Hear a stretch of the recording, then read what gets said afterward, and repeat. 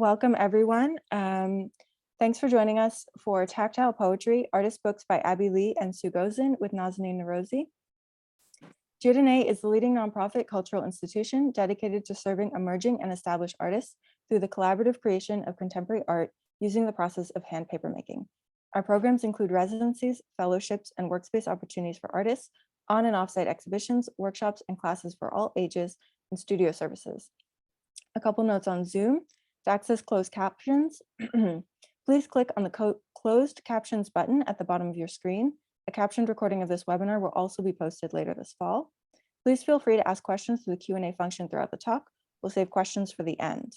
And we also would like to thank the IFPDA Foundation for their generous support of this program. Now I'm happy to introduce the speakers. Abby Leigh is an American artist based in New York City. Her work examines the relationship of order and randomness, microcosm and macrocosm, and what lies beneath the surface, both literally and conceptually. Her work is held in public collections, including the Museum of Modern Art, the Whitney Museum of American Art, the Guggenheim, the Hammer Museum, Houston Museum of Fine Arts, among others. Leigh has exhibited extensively across Europe and the United States, most recently at Tennis Elbow at the Journal Gallery in Tribeca. Susan Gosin co-founded Giordane in New York in 1976, collaborating with artists and writers as designer and publisher of 2- and 3-dimensional art and limited editions of artist books. Her artist books have been exhibited and collected by numerous institutions, including the Met, Library of Congress, New York Public Library, Yale University, and the American Cultural Center, Tel Aviv, in Tel Aviv, Israel. Susan has been awarded grants from the National Endowment for the Arts and the Tiffany Foundation, and in 2006, received the Printmaker Emeritus Award from the Southern Graphics Council. As a teacher and educator, she has developed curricula and designed studio programs for the New School, Rutgers University, Ganset Applied Arts, the Fumani Archival Mill in Johannesburg, and the Biblioteca Alexandrina in Alexandria, Egypt.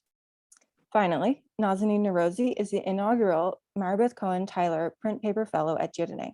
She's a multimedia artist incorporating moving images, printmaking, and alternative photography processes to reflect on notions of collective memory, displacement, and fragility.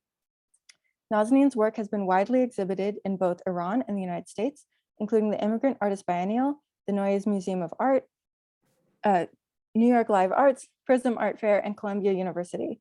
She is the recipient of awards and fellowships from New York Foundation for the Arts, Artistic Freedom Initiative, Elizabeth Foundation of the Arts, NIFA IAP 2018, Mass MoCA Residency, and Saltonstall Foundation for the Arts. She is editor-at-large of Karnama, a journal of art and history criticism. A journal of art, history, and criticism. Nazanin completed her MFA in painting and drawing from Pratt Institute. Her works have been featured in various publications and media, including BBC News Persian, Elephant Magazine, Financial Times, and Brooklyn Rail. So with that, I'll welcome Nazanin to start talking to you about the wonderful works that we will be sharing with you. Thanks so much, Hannah. Thank you, everyone, for joining us. I'm very happy to have had the opportunity to talk to 2 wonderful artists about their collaborative process and practice. I am the inaugural fellow, the print paper fellow at Giordane, an experience that has really changed my perspective about my own art practice and also about how collaborations work within the art world. When we first talked about this webinar or this opportunity, I actually went to our collection at Giordane and I found these magnificent books that we have, and I thought that it would be a wonderful opportunity to share it with a wider range of the audience, people who don't get the chance to see them in person or talk about them or actually see them and experience them. The reason that these 2 books were so interesting to me was that they're both artist books that reflect on text and poetry. I come from a painting background, but I always were interested in becoming a writer when I was younger. And it's very interesting to me to see visual artists reflect and work with and tackle with text and poetry. The two books that we're gonna talk about today, One Evening by Abby Leigh and Emily Dickinson's book by Sue Gosin, have similarities and differences, of course. They're both reflect on poetry, as I mentioned. They also use handmade paper, which connects us to Dieudonné, of course. And interestingly enough, they also use intaglio, copper plate etchings and solar plate etchings as a form to work on these imageries and, the drawings, etc. So without, whoops, I'm so sorry. So what you see here, I want to share with you a couple of introductory slides so that you know what you have an idea of the general idea of the books. And we will continue further, and I will ask Sue and Abby to talk about the books as we go through the slides and we can see the images. On the left is Sue's book, Emily Dickinson, Selected Poems, done in 1980, etchings and watermarks on silk, linen, and cotton paper, edition of 32. On the right is Abby Leigh's book, One Evening, made in 2011, handmade cotton and abaca paper with letterpress, edition of 30. Here are two other shots of Abby Leigh's books. One Evening, as you can see, there's a case that opens. There's a Japanese stab binding on the side of the book. It's actually really beautiful. I loved looking at it the first time. More detailed shots of the translucency of the abaca with the text. And when you turn the pages, you can see Abby's beautiful drawings. Here's a close-up shot of Emily Dickinson's Selected Poems by Sue Gosin, made in 1980. It is in a clamshell box. Am I correct, Sue? Yes, that's right. And you can see the text and the drawings that Sue made. These aqua tints are like really breathtaking, Sue. All right. So Abby, I'm going to show a short video of your book so that we can kind of like, resemble how it feels like to hold it in your hand and turn the pages. As we're looking at this and the next slides, I would like to invite you to talk about this book, how the idea came to you, and share with us what is this book about. Well, thank you.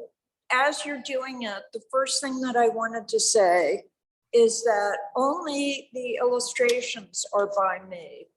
Yeah, One Evening is by W.H. Auden, and we were able to get the rights. The poem itself is extremely long, but I chose those parts of the poem that were most evocative to me. It's an amazing piece and probably takes about 10 minutes to read aloud. I think one thing that's very important to me in the book is that the abaca and the images are on very different types of paper. Although it's less evident here, the abaca is a very, very skin-like paper and very white. The paper for the drawings is creamy. The writing, at the time that I did it, I was working with smoke. And One Evening is a poem that Auden wrote on the eve of World War II, when he was troubled about his own relationships, uncertain about his relationships, and even more uncertain about what was happening in the world. And the idea of smoke, the idea of vanishing smoke and of morphing smoke seemed to me to be very in keeping with the essence of the poem. The poem is about the inability, really, to make a moment permanent. The fact that everything is always being transformed. And I think that Sue is enormously helpful to me, because she showed me so many options, and I kept on not responding really to many, many options. And finally, we visited Randy Hemminghouse and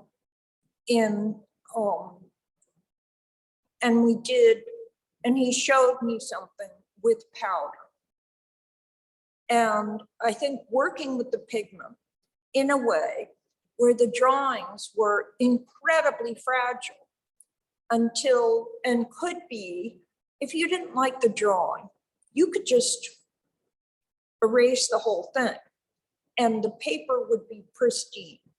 The paper that I worked on a sort of mylar, but I think that idea, I love drawings that have danger in them for me. My first medium was watercolor. And what I loved about watercolor is that you're always walking on a tightrope and you really can't change things. And I think my work has always incorporated the element of chance, my current work, certainly. And a moment of, I really like a moment of that is not controlled to determine the rest of the work. In my current work, I use axes and sledgehammers, and that process is not controlled. And I think in these drawings, some of the drawings I use to sort of resist, but the idea that they're completely instantaneous, and that was very exciting to me. And that you don't quite know if you have the pigment, if you suspend the pigment in acetone, and then you put a resist, what will happen? And by the same token, the process of moving a drawing, a number of them got ruined because you had to sort of cure them. In the fumes were totally toxic. Right. So I decided to cure them on a little porch that I had, because they're covered by a box that Sue made. And I think the whole process of, I just want to say something about Sue, because her, you know, we needed a cover for it. And Sue gave me this acetone soaked box that she had made for me. And I think that Sue has a lot of imagination, and there's a lot of hands-on. I understand why Sue chose paper, because you have the boots, you have galoshes, and a wet floor when you walk into the studio. And there is a very, very hands-on quality that I responded to. And as soon as I saw the boots at Dieudonné, I was hooked. You know, I thought, that's it. I'm staying here the rest of my life. And so I really enjoyed doing the book. Sue initially asked me to do it. Mm-hmm. And I wasn't sure whether she really meant it. So I sort of ignored her request. And she sort of kept on asking me. Then I said, well, I don't know. And then she gave me some poetry, which is some haiku to respond to. And I said, well, I don't know. And then she said to me, well, what do you want to do? What poetry do you like? And I immediately thought of this Auden poem. I think that I just want to speak a little bit about the abaca. Sure. I think abaca has been, whenever I've worked at Giordane, I've done a number of projects with abaca. And the paper appeals to me enormously because of the skin-like quality of the paper itself. And my work has always concerned skin. I find skin thoroughly fascinating because I was very nearsighted, incredibly nearsighted. So growing up, my skin was something that I could look at because I couldn't really see. You know, everything was very blurry, and it was hard to see details, but I could see the details in my skin. And I thought about how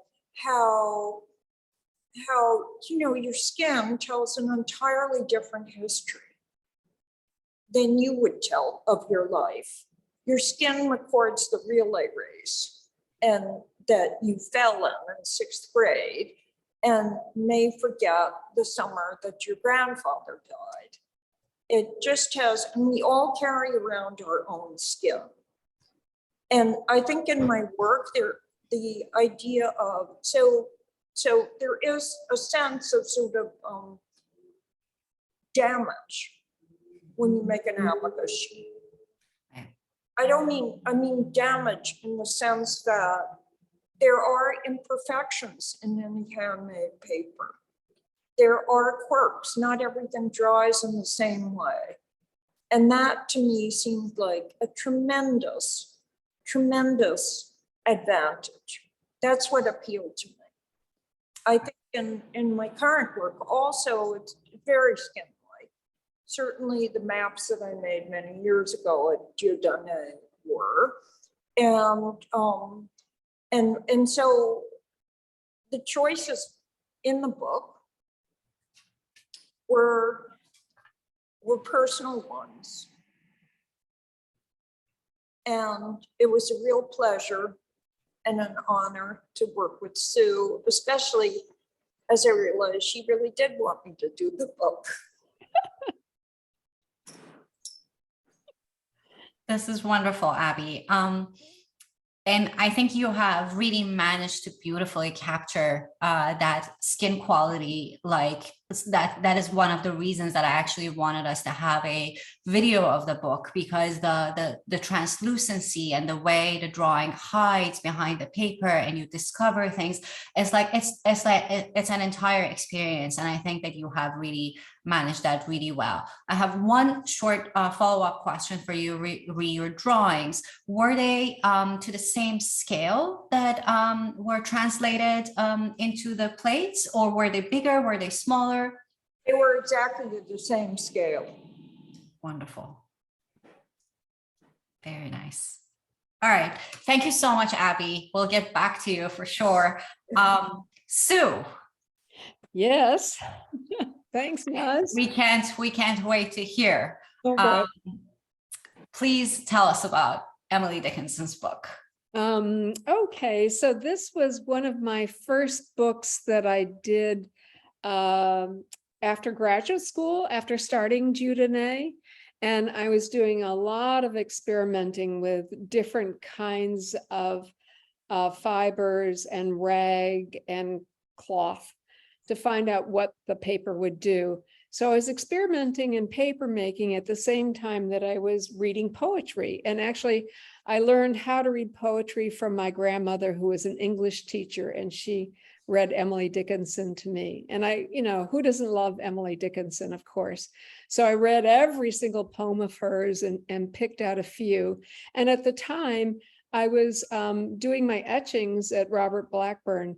And I was trained in all forms of printmaking and ended up in paper making because it fascinated me. It seemed like it had so much potential. And all the books that I've done, including the one with Abby, of course, part of it is exploring what the paper can do in combination with the print, and thinking about the book as a traveling exhibition, actually, where you have, to a certain degree, the control of walking through the exhibition. And instead of having wall labels that tell you, I don't know, whatever processes or whatever is going on, you have poetry. And I'd rather, if I'm going to listen to words while I look at images, I would rather hear poetry than usual wall labels. And I think that conversation that happens between words and images is really beautiful. The French publisher Vollard influenced me a lot when I was in graduate school. And most of the books that we were being taught to make at that time were really poetry chapbooks. So they were very small in scale, and the in quote illustrations were closer to like a line drawing. It was really quite simple. And then I discovered Vollard's books with, you know, all of the great impressionists, post-impressionists, and they were just, you know, they were traveling exhibitions in this container. It was fabulous. So that's what started me on my path. And I love to work with artists like Abby, who don't necessarily work in a book format, but they have an incredible sense of language, number one, which is really important, and also a wonderful sense of sequence, which is really important when you're making a book. So it's a very rich format, I think. They're timely to make these more involved books. They take quite a bit of time, but that's half the fun of it, because when you're working with a wonderful artist like Abby, who's also a great collaborator, I mean, who actually wants to finish the project? You're having so much fun. So that's basically my approach to making books. Tell us a little more about the drawings and the reason that you chose this type of representational drawing for Emily Dickinson's book. It kind of reminds me, and I wanted to, that's my bad, because I kind of wanted to show it for our slideshow. Caspar David Friedrich has a series of paintings, Women at a Window, and a number of other romantics, that when I was looking at your drawings, it really reminded me of them. And they're like as magnificent, you know, they're like really sublime. And I was wondering, when I was re-looking at your book the other day, I thought, oh my God, I wonder if Sue was inspired by these paintings, or what made you think that you want to react to Emily Dickinson's book or poems with these type of drawings? Wow, I do not know that work that you're speaking of, and I'm very curious about it, actually. These are very realistic figurative images. And I think, you know, Emily Dickinson has been illustrated by so many different people. In my case, this was a very personal, I presume it's always personal, but it was a very personal take on what she was speaking about in the poems that I chose. So the whole thing about windows and opening and air, actually, something to do with the soul and the spirit. And I guess, and being able to create some imagery in etching, which I love. And mine is the old-fashioned kind of etching, but and I'd like to go back to it actually at some point. But it's wonderful to make custom paper designed specifically for the images that you're working with. And of course, you can make the imagery in the paper. My goodness, of course, but that's what I've spent the last 50 years doing with various artists. But it's also wonderful to combine print and paper, kind of in the old-fashioned marriage of those two mediums. So this is what I was focused on when I was doing these. Wonderful. They look really great. And of course, the way that you were. Would you like to talk a little bit about your watermarks as well? Sure. These two, I have two, well, I take that back. Each page is watermarked in the corner with, I should have pointed that out earlier, but is watermarked in the corner with the original Judene watermark. And that's a simple line watermark. So it's just a line drawing. When I was in graduate school, we had to write a paper as part of our class with Walter Hamady, who was a great, great teacher. And I wrote my paper on watermarks because they're mysterious. They're very ghost-like. They disappear until you hold them up to the light. I love kind of that whole concept. And so I did a fair amount of research about watermarks at that time. And then I was trying to figure out a way to make figurative watermarks. And of course, thank you, there's the old Judene watermark. And what I ended up doing is cutting out contact paper and sticking it to the surface of the paper mold. And that way I could create some shading. I hadn't gotten sophisticated enough to make a true light and shade watermark, which of course, when you hold up banknotes, or at least old banknotes, you would see those beautiful light and shade watermarks. So I just use contact paper, which is a heck of a lot less expensive than trying to do a fancy watermark.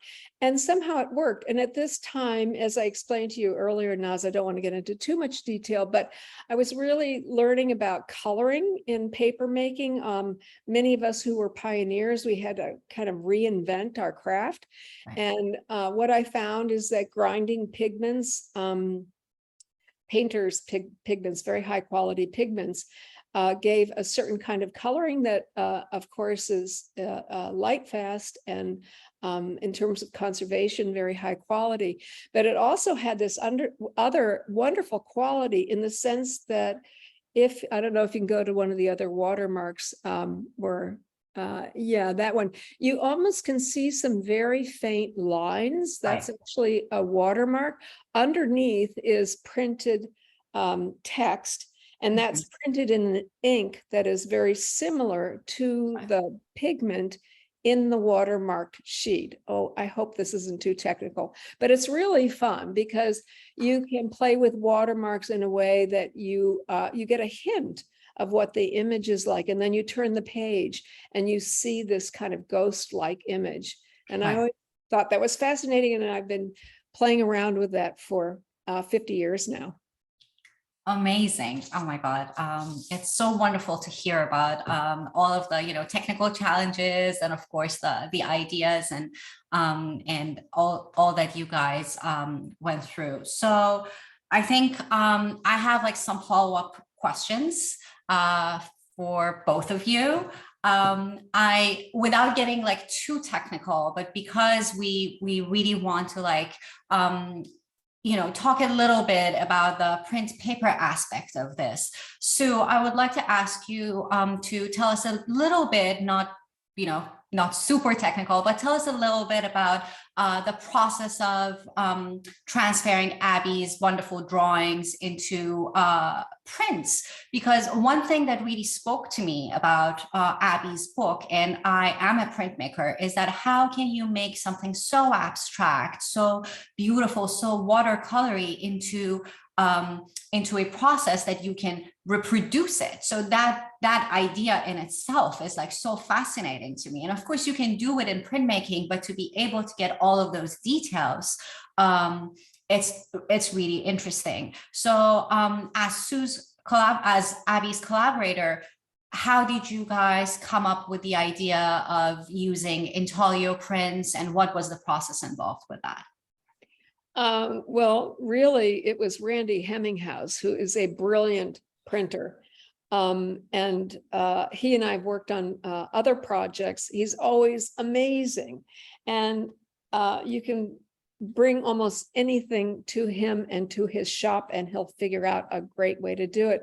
So we were trying to combine this wonderful smoke type text in combination with these beautiful images that Abby had created. And of course, Randy was able to give Abby a full supply of Mylar and the materials to work on. And she spoke a little bit about how she worked on the Mylar. Sometimes it worked, sometimes it didn't. She could erase the whole thing. And then, of course, Randy shot the plates using solar plates, which are fantastic. And he did a beautiful job printing them so that they really pick up the quality of the original watercolor. So, not watercolor, excuse me, the ink. And so closely, and this I'd love to hear from Abby, actually. I think she felt very good about how close the printed image was to the original. I was really thrilled, because every artist gets proprietary about something they've done. And to see the level of detailing, to see that the drawings were not flattened out, all the nuances were there. And I think that the nuance is really nuance, disappearing, dissolving. This is what the book is about. Right. And you should have, for example, like in the drawing, I wanted the sense in this drawing in particular, that if you open the book 20 minutes later, maybe all the stars would have shifted. And Randy was able to get that. I mean, I was impressed by what I saw when we went to the shop. But then when I saw how he had nothing exactly like this to show us. And ultimately, I just felt that it was a whole different book because of the level of Randy's execution and his ingenuity in figuring out. We went out a few times, we worked on a few things together with him, but the final result was, I was really thrilled. Absolutely.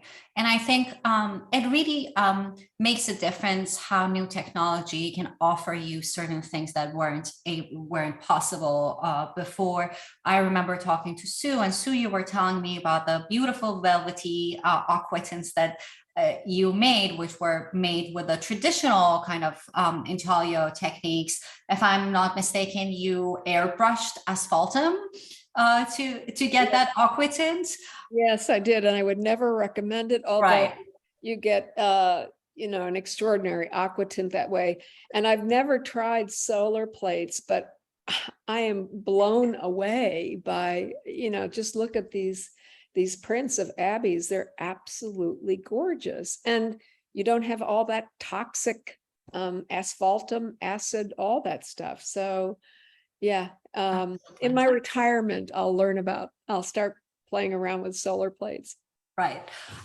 So I would really like to know about your collaborative process together. I think you've been friends for a long time. And you're both artists. Of course, Sue has collaborated with many artists, but I'd like to know, how did you work together on Abby's book, and what was this give and take? Well, I think that Sue and I were collaborators first and then became friends. Uh-huh. And I think that we both approached each other tentatively, but we liked each other. And yet, you see how it goes.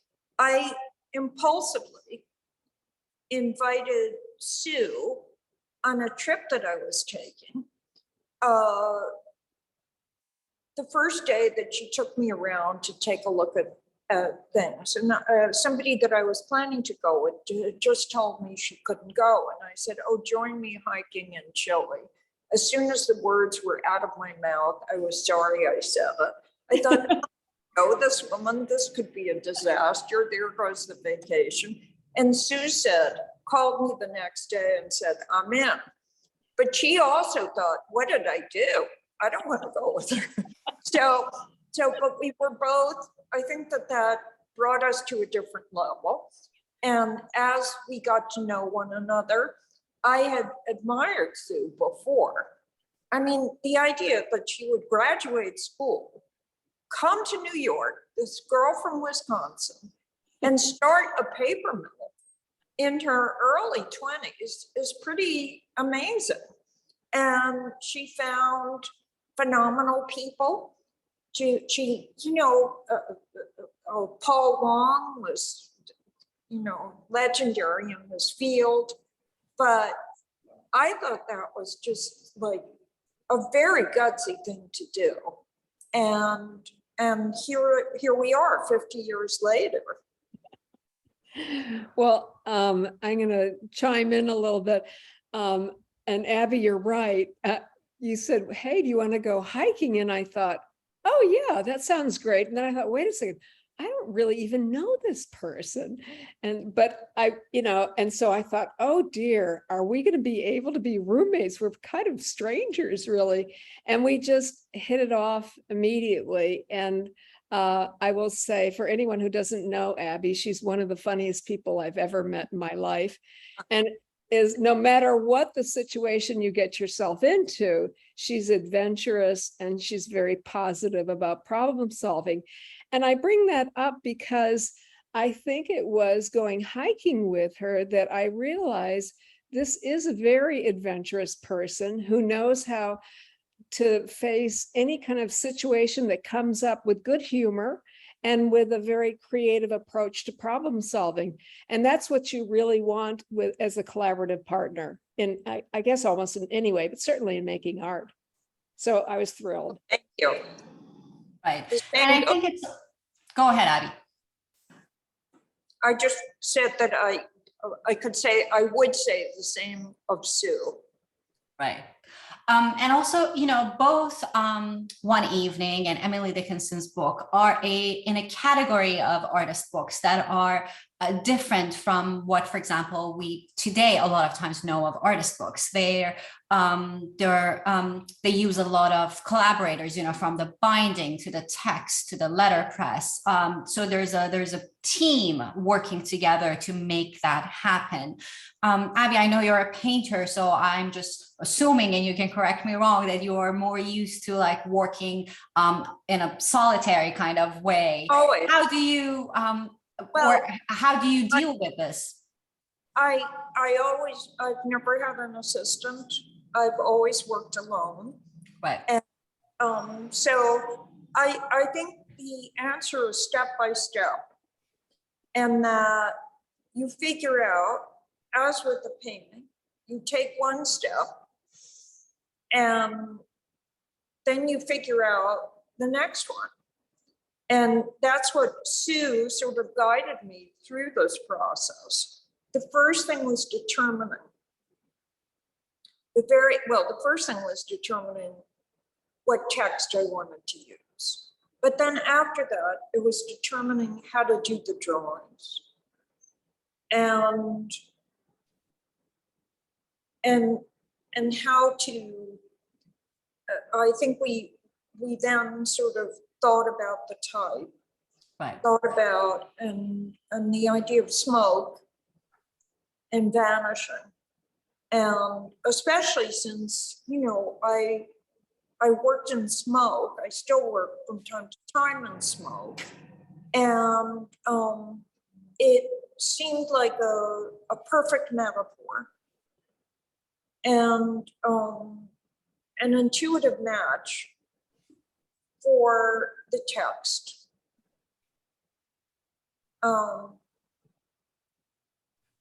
And so, and then afterwards we took a look at the binding possibilities, and Sue took me to the person who did it, and I immediately said, oh, I want like a Japanese binding. Right. Can I interrupt for just a second? The binder that Abby's speaking about is Barbara Mariello, and she is another genius. And as you've mentioned, I like to work with an ensemble, and I often think of my book projects as building a sandbox. And then I invite various friends to come play. And those friends happen to be extremely talented and know each other for the most part and know how to play together. But I do want to mention Barbara Mariella. She's a fantastic. I couldn't remember her last name, but she was spectacular. And I think though, now it's back to your question. It's a lot of collaborators, but not everyone is in the sandbox together. Basically, it was just Sue and me. Yes. And the other people, you know, so it's not like you have everyone arguing in a room. Right. And I also felt that Sue was very generous and extremely patient. And we picked up speed as we went along. Right. But when I say that, I mean that the further I was into the project, the easier it was to see the logical next step. Right. But initially, you know, she was extremely patient. We went to see any number of possibilities for how to make the prints. Right. And, you know, none of them were things that I felt were exciting to me. Wonderful. If you don't mind, I'm gonna stop sharing my screen. I just wanted everyone to have enough time to, you know, look at your beautiful works. And I have another question for you both, which is something that I myself often think about when I think of artist books. I sometimes make artist books, but it's not, you know, a regular part of my practice. So artist books are, to me, there are these beautiful objects that you need to spend time with, right? You really need to experience them. If there's text, you need to read them. It really matters when you touch them, you turn the pages, like as you were telling me, Abby, about the abaca, all of this tactility and materiality really matters when you're making an artist book. However, oftentimes they end up in either in private or public collections. They're behind these cases that you can't really touch them. You can maybe see a spread. If you're lucky in a public library or something, someone will, like, you know, kind of turn the pages for you, and you have to like treat them very, very carefully. Is this something? And maybe it's not. Is it contradictory to you? Do you consider this, or were you considering this when you were making these books? And how do you feel about this? I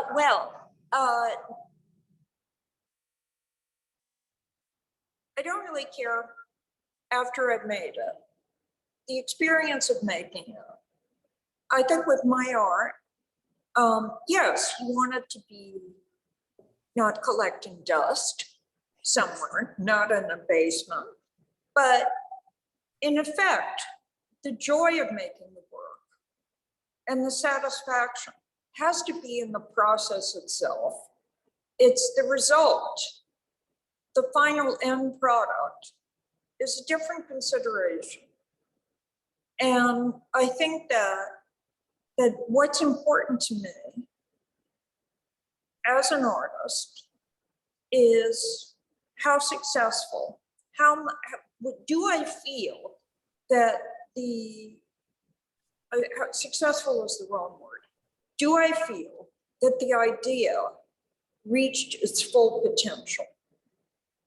And what was the process of getting there? So I don't really think about, you know, when I see the book, what I think about is, oh, I better not get paid on it. Oh, but beyond that, it was the experience of making it.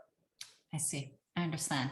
And actually, to respond to your concerns, and I do understand them, I really do. When you talk about artist books, because there are different kinds of artist books, of course, and some of them are one of a kind. And if they're one of a kind, it's like any work of art. It's kind of precious, right? Absolutely. Yeah, most of the, I think all the books that I've done are editioned. The largest edition that I make is 50 copies. And that means that, and my audience, my collectors, I always hope that they will get into public institutions that can be easily accessed, so that, I mean, it takes a little bit of time, but it takes time to go to any museum.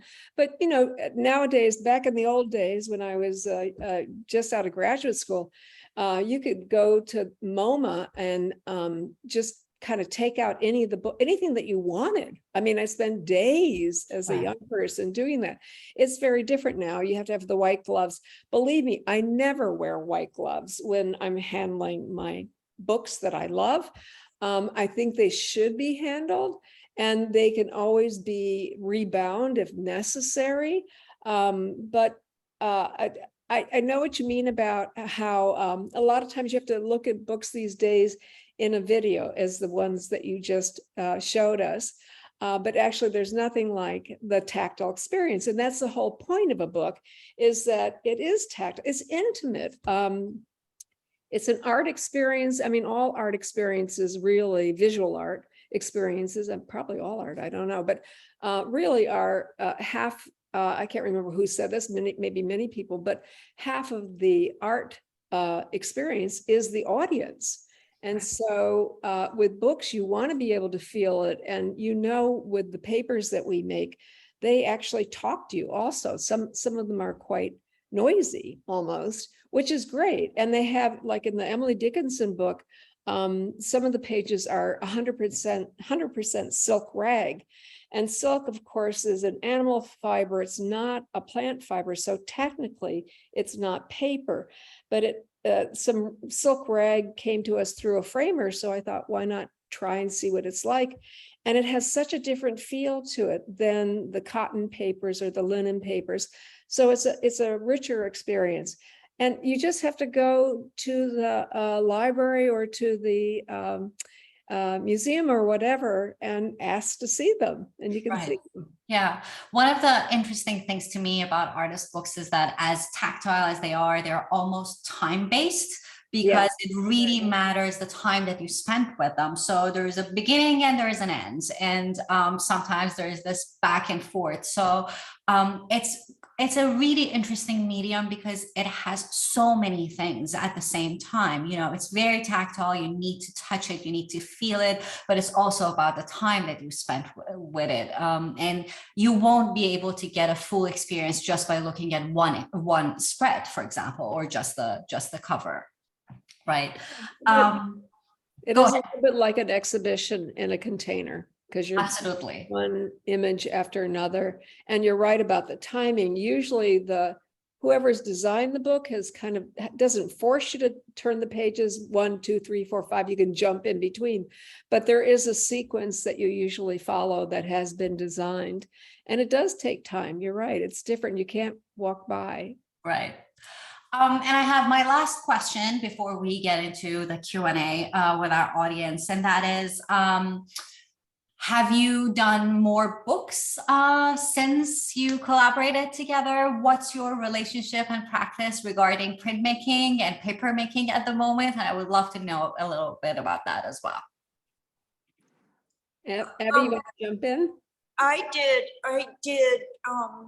several books, 2 books with an Italian printer before I did this, earlier in my career. And this book remains a unique experience for me. I didn't do another book with Sue, although I'd certainly be thrilled to. It was kind of an experience, almost like an interlude. When I look back on the period that we did it, and a very unique and treasured one. Amazing. Sue, I forgot that I have one more question from you, and we're short on time. So if you can please tell us, I really want to know a little more about Dieudonné Press. and what it was about, what it means, and give us a little more information about that, please. Okay, quickly, Dieudonné comes from the first part of my father's name. His name was Dieudonné Francois Gosin. So the first part is God-given, and that's how that name came about. In terms of, actually, this Emily Dickinson book is, if you look at the title page, it says Dieudonné Press and Paper. So when I started Dieudonné Press and Paper, it was, one entity. And then in 1987, by that time, so much was going on in the paper making, and I still had a great passion and love for making books, Right. and various other reasons too. But so I separated the two legal corporations. So Dieudonné Paper Mill, which is, you are one fellow at Dieudonné Paper Mill, is one entity, and Dieudonné Press is another entity. And I continue to publish books under that name, under Dieudonné Press. However, just to make things a little more confusing, very often Dieudonné Paper Mill and Dieudonné Press collaborate on joint projects, like the Jane Hammond book that we did a number of years ago, and a William Kentridge book that we did together. So again, it's collaboration in all these different ways. Wonderful. That's great. We really have to I'm have gonna jump an in. entire webinar about the Dieudonné Press, actually. Okay. We really should. So please, everyone, put your questions in the chat. We're going to answer as many as we can. Oh, could I answer? There is a question. Oh, sorry, I think I muted. Yeah. Well, you're off I video. was typing. Okay, I was just typing an answer for Mina. Oh, well, why don't you read? Can I read the question out loud, and then will you answer live? Also, Mina, hi. Thank you so much for asking a question. No, I'm so happy. So she says to Abby, can you speak about the type, the font of the poem? How did you come to that choice? Wonderful tension between the drawings and the type. Okay, go ahead, Abby. Well, I love the idea. For me, it was almost like there seemed to be a congruence between the vanishing smoke. When I did the smoke drawings, when I started them, and I'm still doing them from time to time, but they're really about the passage of time. They're about taking a moment that you would never experience again and freezing it. And I was uninterested in doing smoke drawings that simply were like a sniffle on a piece of paper. I wanted to do something where you were acutely aware of the movement of the smoke. So smoke was on my mind. And Sue suggested, I believe that I was talking with Paul Wong, as well as Sue, about the fact that I wanted something that felt as if it would vanish. It felt as if you opened it later, it would be disappearing.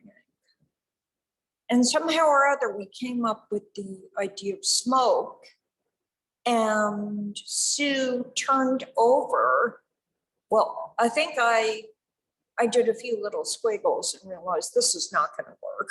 This is not something that I can do. So Sue turned it over to someone who, and eventually we worked together. I'm sorry, I don't remember her name, but she was very, very, and I loved what she did. And occasionally as she was doing it, we would say, no, there's too, I would say there's too much here. I want it more pared down. I think that, so that there was back and forth for what it should be. It shouldn't be too, I didn't want it too rococo. I didn't want it cute. I didn't want it literal. And I think she found the balance. Sue, can you recall her name? Yes, her name is Laura Oxendine, and she is fantastic. And she really did. It wasn't a simple thing, as Abby was explaining. She would send us things, and Abby would say, as she said, not quite this way, more like that way. So it was a back and forth that took a bit of time, but she was a very good listener and very, very good. And she came to us through Leslie Dill. And she'd worked with Leslie along these same lines too. So she's very experienced with collaborating with wonderful artists.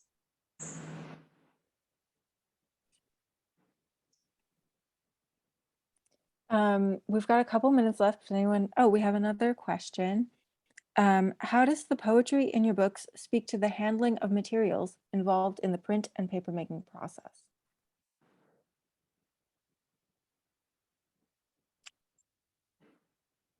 Sue, do you want to start us off? Right answer? Oh, absolutely. Okay. Well, I felt in order to do the book, first of all, the processes that excite me start in an unpredictable way when I work, and I felt like I definitely did not want to do a drawing. I felt like for this poem, a drawing would be too literal, and that I wanted to do something that had the possibility of change, the possibility of blankness that then turns into something. The process that we used was so instantaneous, and you had to, I thoroughly enjoyed it. And I wound up with tons of drawings. And in fact, it was tempting, even when I got a good drawing or one that I liked, to just erase it, to have the fun to do it again.